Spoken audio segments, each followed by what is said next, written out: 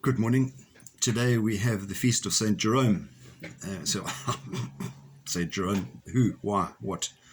Well, an interesting fella. He, as with many of the saints that we have, he was a guy who lived a pretty worldly life initially. He wasn't always a Christian, wasn't always a Catholic.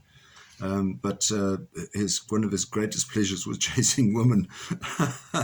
And even though he knew that his behavior was wrong, and in some way he seemed to get around that by visiting the catacombs or the crypts in Rome, and during that time imagine himself in hell for what he'd done. And he did this every Sunday, even though he wasn't a Christian.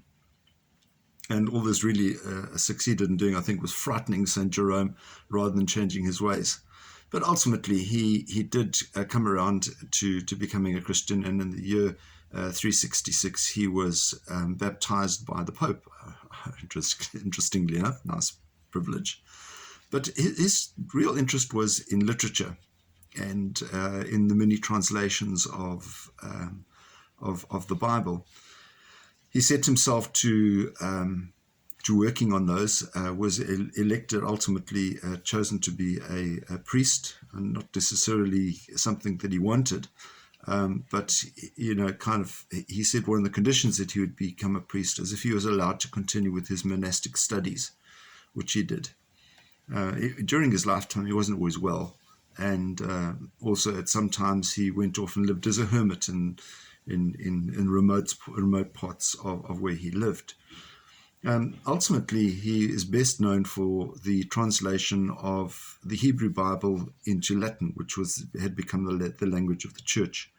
And so we still do come across the St. Jerome version of the Bible occasionally, and it does seem to be a great scholastic work. So he is remembered as a man who committed himself to a religious or a reflective way. He wasn't always accepted by everyone.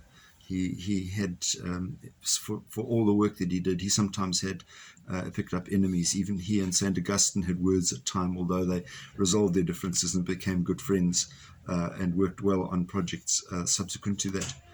But that's how St. Jerome did his work and what he did and produced for the